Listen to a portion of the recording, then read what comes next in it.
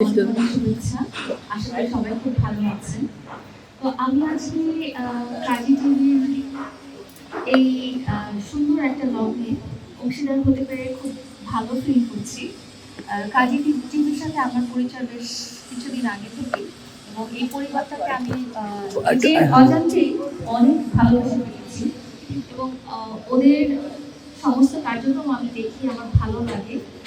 উপস্থাপনা বলেন, অনুষ্ঠানগুলো বলেন, বা যেই ধরনের মিডিয়া রিলেটেড অ্যাক্টিভিটিসে হোক না কেন, আমি পছন্দ করেই দেখি।